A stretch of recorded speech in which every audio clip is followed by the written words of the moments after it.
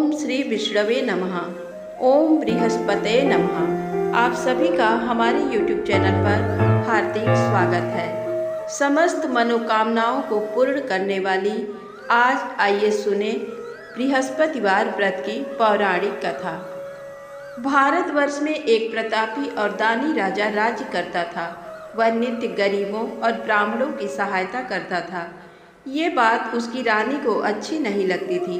वह न ही गरीबों को दान देती, न ही भगवान का पूजन करती थी और राजा को भी दान देने से मना किया करती थी। एक दिन राजा शिकार खेलने वन को गए हुए थे तो रानी महल में अकेली थी। उसी समय बृहस्पति देव साधु वेश में राजा के महल में भिक्षा के लिए गए और भिक्षा मांगी। रानी ने भिक्षा देने से इनकार किया और कहा, हे साधु महाराज, मैं तो दान पुण्य से तंग आ गई हूँ। मेरे पति सारा धन लुटाते रहते हैं। मेरी इच्छा है कि हमारा धन नष्ट हो जाए, फिर ना रहेगा बांस, ना बजेगी बांसुरी। साधु ने कहा, देवी तुम तो बड़ी विचित्र हो। धन संतान तो सभी चाहते हैं, पुत्र और लक्ष्मी तो पापी के घर भी होने चाहिए। यदि तुम्हारे पास अधिक धन है तो भूखों को भोजन दो, प्यासों के लिए प्याऊ बनवाओ, मुसाफिरों के लिए धर्मशालाएं खुलवाओ। जो निर्धन अपनी कुंवारी कन्याओं का विवाह नहीं कर सकते उनका विवाह करा दो। ऐसे और कई काम हैं जिनके करने से तुम्हारा यश लोक और परलोक में फैलेगा।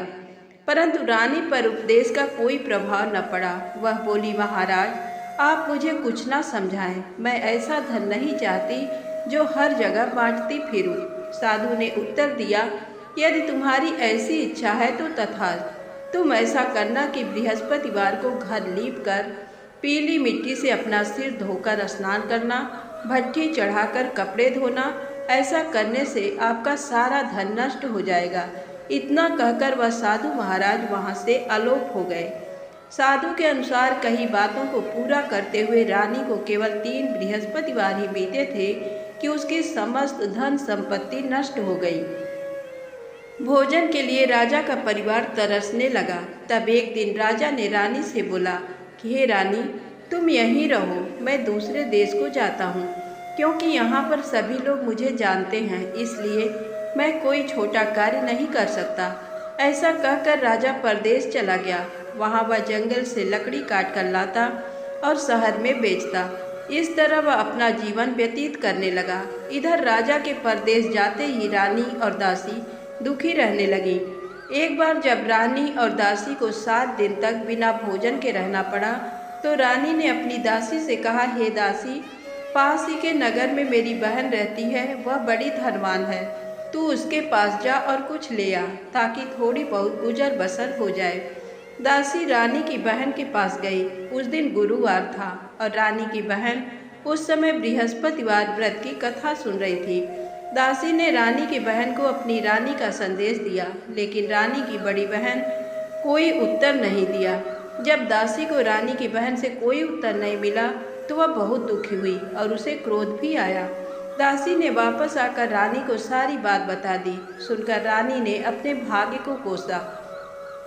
उधर रानी की बहन ने सोचा कि मेरी बहन की दासी आई थी, परंतु मैं उससे नहीं बोली, इससे वह बहुत दुखी हुई होगी।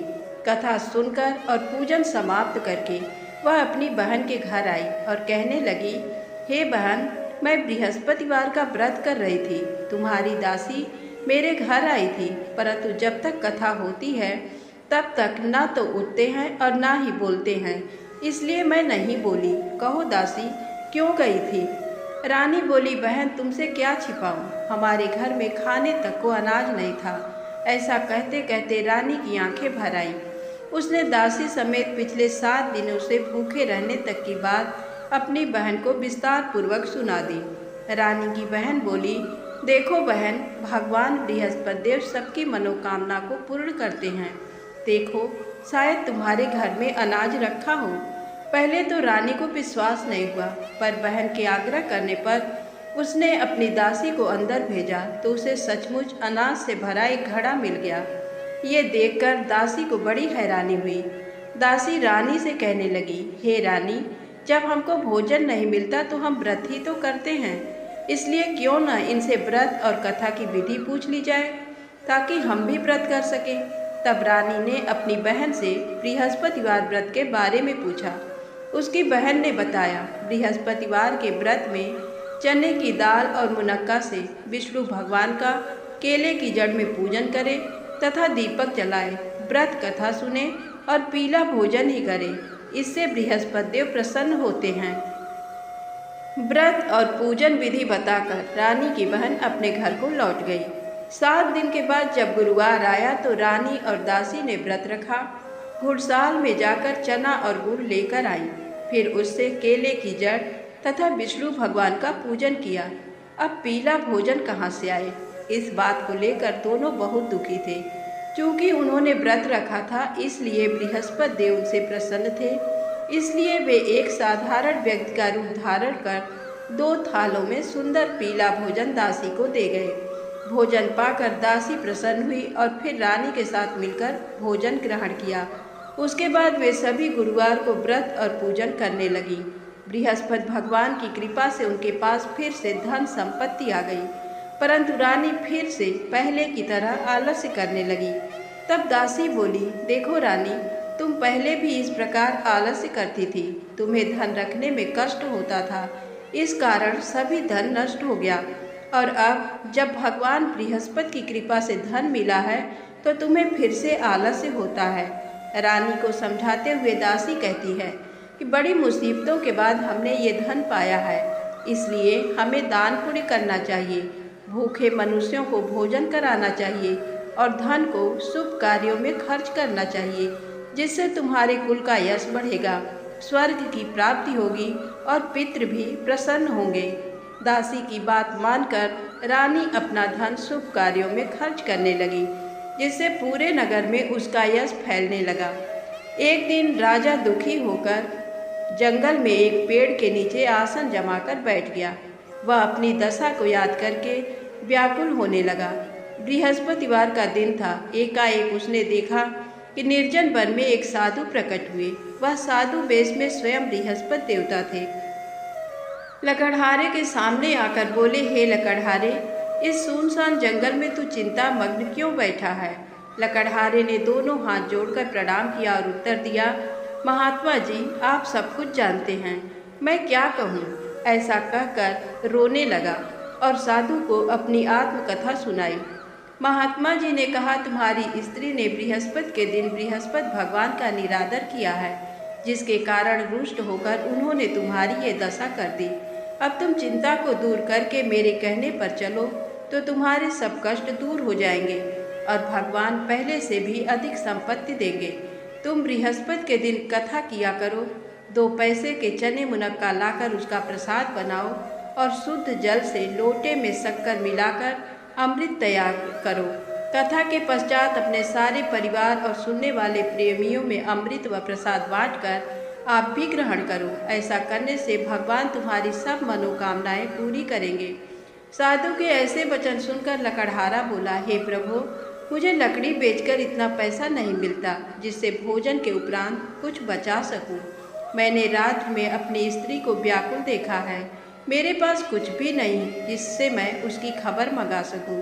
साधु ने कहा, हे लकड़हारे, तुम किसी बात की चिंता मत करो। बृहस्पति के दिन तुम रोजाना की तरह लकड़ियां लेकर शहर को जाओ। तुमको रोज से दुगना धन प्राप्त होगा, जिससे तुम भली भांति भोजन कर लोगे तथा बृहस्पति देव की पूजा का सामान भी आ जाएगा। इतना कहकर साधु अंतर ध्यान हो गए। धीरे धीरे समय व्यतीत होने पर फिर वही बृहस्पतिवार का दिन आया। लकड़हारा जंगल से लकड़ी काटकर किसी शहर में बेचने गया। उसे उस दिन और दिन से अधिक पैसा मिला। राजा ने चना गुड़ा दिलाकर गुरुवार का व्रत किया। उस दिन से उसके सभी क्लेश दूर हुए। परंतु जब दोबारा गुरुवार का दिन आया तो बृहस्पतिवार का व्रत करना भूल गया। इस कारण बृहस्पति भगवान नाराज हो गए। उस दिन उस नगर के राजा ने विशाल यज्ञ का आयोजन किया तथा शहर में ये घोषणा करा दी कि कोई भी मनुष्य अपने घर में भोजन न बनावे, न आग जलावे, समस्त जनता मेरे यहाँ भोजन करने आवे। इस आज्ञा को जो न मानेगा उसे फांसी की सजा दी जाएगी। इस तरह की घोषणा संपूर्ण नगर में करवा दी गई। राजा की आज्ञानुसार शहर के सभी लोग भोजन करने गए, लेकिन लकड़हारा कुछ देर से पहुंचा, इसलिए राजा उसको अपने साथ घर लिवा ले गए और ले जाकर भोजन करा रहे थे तो रानी की दृष्टि उस खूंटी पर पड़ी जिस पर उसका हार लटका हुआ था। वह वहाँ पर दिखाई नहीं दिया। रानी ने निश्चय किया कि मेरा हार इस मनुष्य ने चुरा लिया है। उसी समय सिपाहियों को बुलाकर उसको कारागार में डलवा दिया। जब लकड़हारा कारागार में पड़ गया और बहुत दुखी होकर विचार करने लगा कि न जाने कौन से पूर्व जन्म के कर्म से मुझे ये दुख प्राप्त हुआ है, और उसी साधु को याद करने लगा जो कि जंगल में मिला था। उसी समय तत्काल बृहस्पति देव साधु के रूप में प्रकट हुए और उसकी दशा को देखकर कहने लगे, अरे मूर्ख, तूने बृहस्पति देव की कथा नहीं करी, इस कारण तुझे दुख प्राप्त हुआ है। अब चिंता मत कर। बृहस्पतिवार के दिन कारागार के दरवाजे पर 4 पैसे पड़े मिलेंगे। उनसे तू बृहस्पति देव की पूजा करना, तेरे सभी कष्ट दूर हो जाएंगे। बृहस्पति के दिन उसे 4 पैसे मिले। लकड़हारे ने कथा कही।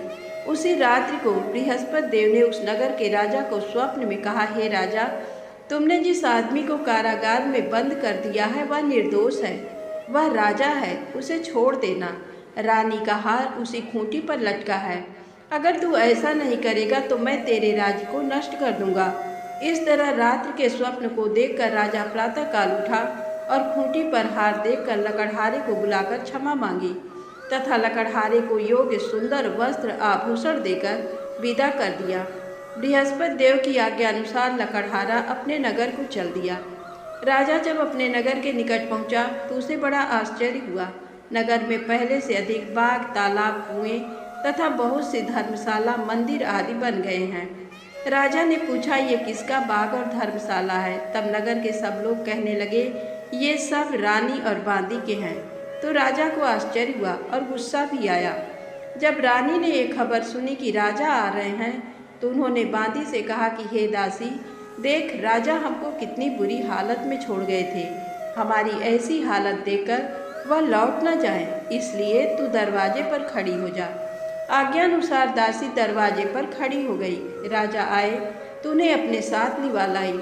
तब राजा ने क्रोध करके अपनी रानी से पूछा कि ये धन तुम्हें कैसे प्राप्त हुआ? तब उन्होंने कहा, हमें ये धन बृहस्पति देव के इस व्रत के प्रभाव से प्राप्त हुआ है। राजा ने निश्चय किया कि 7 रोज बाद तो सभी बृहस्पति देव का पूजन करते हैं, परंतु मैं प्रतिदिन दिन में 3 बार कहानी तथा रोज व्रत किया करूँगा। अब हर समय राजा के दुपट्टे में चने की दाल बंधी रहती तथा दिन में 3 बार कहानी कहता। एक रोज राजा ने विचार किया कि चलो अपनी बहन के यहाँ हो आवे। इस तरह निश्चय कर राजा घोड़े पर सवार हो अपनी बहन के यहाँ को चलने लगा। मार्ग में उसने देखा कि कुछ आदमी को एक मुर्दे को लिए जा रहे हैं। उन्हें रोककर राजा कहने लगा, अरे भाइयों, मेरी बृहस्पति देव की कथा सुन लो। वे बोले, लो, हमारा तो आदमी मर गया है, इसको अपनी कथा की पड़ी है। परंतु कुछ आदमी बोले, अच्छा कहो, हम तुम्हारी कथा भी सुनेंगे। राजा ने दाल निकाली और जब कथा आधी हुई थी कि मुर्दा हिलने लग गया, और जब कथा समाप्त हो गई तो राम राम करके मनुष्य उठकर खड़ा हो गया। आगे मार्ग में उसे एक किसान खेत में हल चलाता मिला।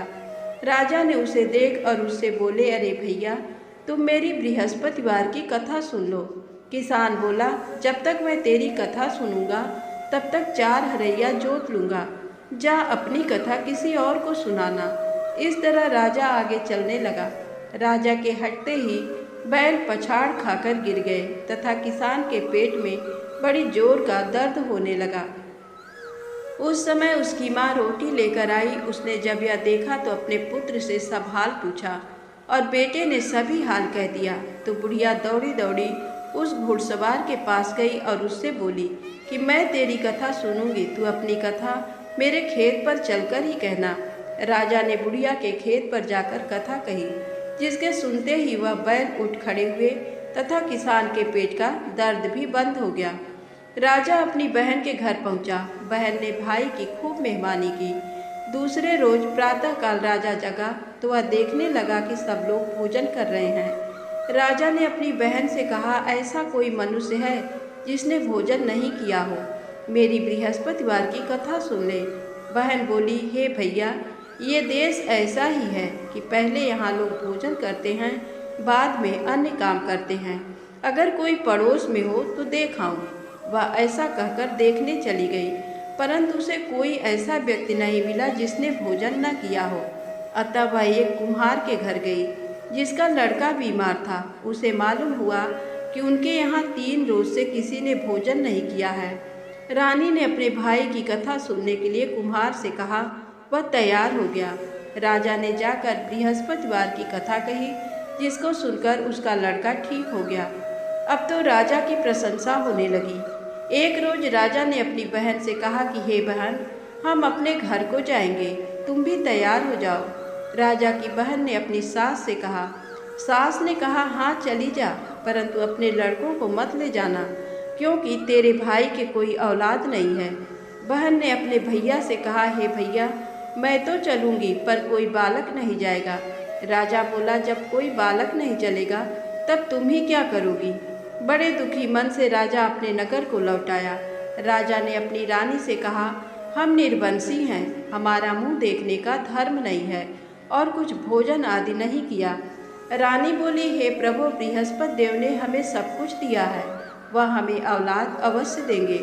उसी रात को बृहस्पति देव ने राजा से स्वप्न में कहा, हे राजा, उठ, सभी सोच त्याग दे, तेरी रानी गर्भ से है। राजा की ये बात सुनकर बड़ी खुशी हुई। 9वें महीने में उसके गर्भ से एक सुंदर पुत्र पैदा हुआ। तब राजा बोला, हे रानी, स्त्री बिना भोजन के रह सकती है, पर बिना कहे नहीं रह सकती। जब मेरी बहन आए तुम उससे कुछ कहना मत। रानी ने सुनकर हाँ कर दिया। जब राजा की बहन ने ये शुभ समाचार सुना तो वो बहुत खुश हुई तथा बधाई लेकर अपने भाई के यहाँ आई। तभी रानी ने कहा, घोड़ा चढ़कर तो नहीं आई, गधा चढ़ी आई। राजा की बहन बोली, भाभी, मैं इस प्रकार न कहती तो तुम्हें औलाद कैसे मिलती। बृहस्पति देव ऐसे ही हैं, जैसे जिनके मन में कामनाएं हैं सभी को पूर्ण करते हैं। जो सद्भावना पूर्वक बृहस्पतिवार का व्रत करता है एवं कथा पढ़ता है अथवा सुनता है, दूसरों को सुनाता है, बृहस्पति देव उसकी सभी मनोकामना पूर्ण करते हैं। बोलो बृहस्पति भगवान की जय।